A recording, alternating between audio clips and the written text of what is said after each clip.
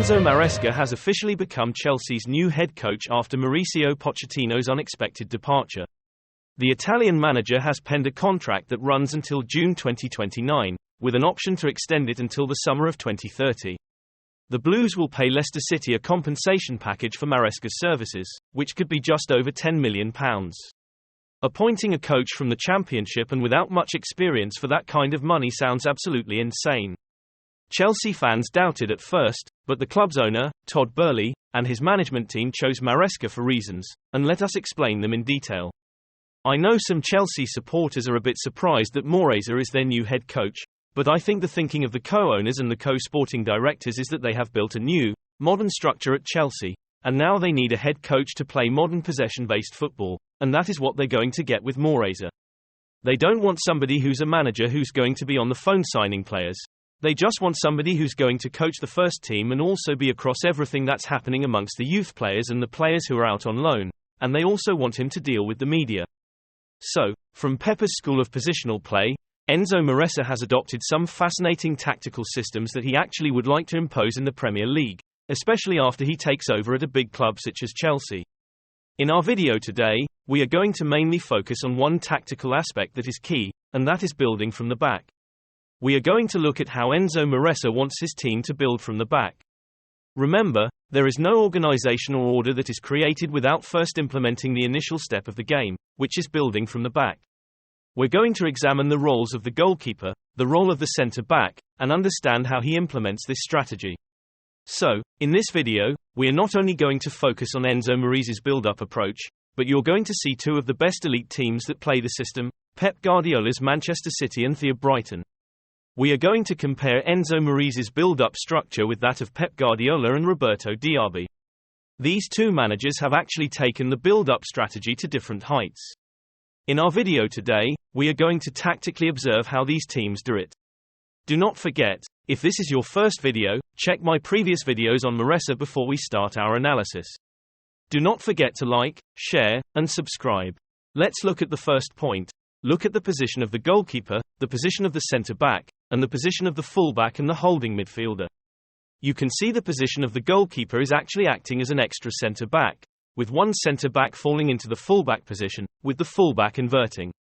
When you look at this system, you can see that during the build-up, the goalkeeper is very important as he steps out from his goal line and actually pushes forward to play as an extra player. Now, in the first phase of the build-up, he has options to pass the ball towards both centre-backs, and in this case, if both centre-backs are being marked, then the goalkeeper can actually find the holding midfielder with a pass in midfield. Now, if another midfielder pushes forward to try and hold this midfielder, then the goalkeeper, in this case, can either play a lofted ball over the top either to the holding midfielder, who can then play to the centre-back who is free.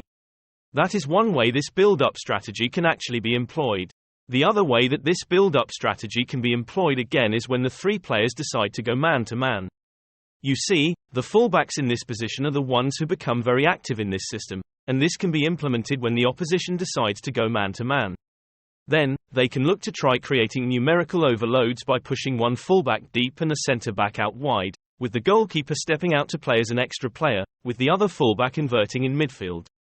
In this case, the team can form that 4-2 structure that Brighton likes to create during the build-up, and this enables them to actually draw more players to press them. But what happens then is that the two number 8s, who actually float on top behind that press, become free, and a goalkeeper who has excellent passing accuracy and centre-backs who are comfortable with the ball are able to spring out passes, especially when a midfielder chooses to step out from that region of the press and actually get the ball directly from the goalkeeper. Once this ball is played to that player is able to advance with the ball forward. And because of this system, that's why teams do not usually like to press these teams that play from the back, especially when they are very good at it, because sometimes even centre-backs can find players in between the lines. But when the opposition decides to drop their two holding midfielders and try to use their forwards to sit onto the two front lines, then the number 9 can drop deep, receive the ball, play a third-man pass to the holding midfielder, who can now look to receive the ball and play the ball, especially towards the wing. I want you to see the way Leicester is building here. Look at the position of the goalkeeper and look at the position of the two holding midfielders. The goalkeeper can spot the space where a midfielder had actually drifted out and is able to play that ball, and you can see now Leicester have actually beaten the opposition's press, and now the opposition has just to fall back and try and retain that structure.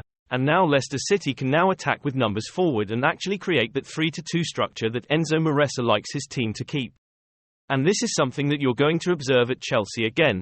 Look at the position of the goalkeeper stepping out and acting as an extra centre-back, and you can see how they're able to easily play through because they're able to find these players. Look at that box midfield that has been formed in midfield by the two holding pivots. As I was explaining, you can see that this structure allows them to actually receive the ball with their back to the goal, draw in centre-backs out of position, and look to immediately play those third-man passes. And this is something that you're going to see at Chelsea a lot next season. Again, the position of the goalkeeper during the build-up, just observe the position of the goalkeeper standing on the ball until an opposition player looks to press. Then one centre-back, as I told you, needs to be a progressor, one who's able to carry the ball. Look at how comfortable they are to play the ball under pressure. Again, they easily beat the press, and now they're actually running at the opposition. This is something that you're going to see at Chelsea next season, the ability to draw players forward and actually look to beat that press. We're going to look at more examples of this. Here again, look at the position of the goalkeeper. He has stepped out and is actually playing as an extra centre-back, and the two fullbacks have inverted into holding midfielders, and now they have formed that double box. The goalkeeper is so comfortable, stands on the ball until an opposition player actually moves to press him. Before the press, the goalkeeper does not even bother to kick the ball, but once the opposition player actually decides to play this ball, then now the space and the gaps now open. Look, they have players in between the lines who are able to receive this ball, and now they have actually managed to beat that pressure. This is something that Maresca has really perfected, and now they're able to move into that 3-2 structure. These players in between the lines, the two number 8s who have pushed forward, actually give them that numerical advantage. Again, look at this build-up structure. Look at the position of the goalkeeper, look at the position of the goalkeeper, and look at the position of the fullback, look at the position of the fullback. That is the most important position. Now the fullback starts out wide, in this position, but that is not where the build-up structure usually happens. What you're going to notice is that Shah, who had started as a left-back, moves from that centre-half fullback position and actually comes infield. Now this will give the opposition winger tactical problems, whether he should follow him. Now once the ball has been played to the fullback, now you can see the position of the fullback, the left-back who had actually started out wide and is now in midfield, and the dropping in forwards are able to receive the ball and look to immediately play the ball forward. Remember, this game is actually aided by the wingers because they're the ones who hold width. Again, look at the position of the fullback. He's actually starting the ball quite wide. Now once the ball is played in midfield, and now you can see the position of the two 8s who are receiving the ball in between the lines, and this is one of the deadliest weapons that Manchester City has, the way they actually able to structure their build-up with those two floating number 10s who are able to drop deep and receive the ball. Now the fullback who had actually occupied the wide position is coming infield. Now nobody expected this pass, but now the pass is able to be played to him, and now he can effectively play the third man. You know, Xavi actually said that you cannot defend the third man, and this third man combination is what positional play generally wants to create. The goalkeeper receives the ball under pressure, but he is very calm, plays the ball onto the fullback, and look at the position on which players are looking to move towards the ball. Their movement, ready to receive the ball immediately, beats the press, and now they're able to play quick balls, especially to wingers. Remember, the wingers usually start high and wide, so immediately this ball is played, they're able to play simple passes, and now they manage to score a goal. And this is something that Leicester did to perfection last season. Again, look at the position of the goalkeeper. He's stepping out with the ball, and he's not hurriedly looking to play the pass. Remember, possession-based football is about holding onto the ball, using the ball to open spaces, using the ball to move the opponents. It is not, as Guardiola used to say, about moving the opponents. So when they actually manage to stand on the ball until they draw players to try and press them, that is when gaps open up higher up the pitch, and because of the two players occupying the spaces in between the lines, complemented with the striker also dropping deep and the wingers staying wide, they easily create those wide gaps that you're not able to control, those wide gaps that you're not able to actually look to close down, and now they're able to attack with much control. The stable possession gives them much control. Look at the centre-backs. Holds onto the ball till he is pressed. Once he's pressed, he's able to play the ball to the other centre-back. Remember, I told you, one centre-back is a progressor, meaning that he's able to carry the ball forward. And once the wingers, the number 10, start to drop deep, they're able to create that overload in midfield, and now look, the wide wingers, together with the centre forward, are making runs in behind, and now they have the opposition where they want them. They have the opposition in those deeper regions where they're able to actually look to try and manipulate them and actually get something out of it. Understanding the structure during the build-up, will give you a clue about how Enzo Maresca wants his team to actually play.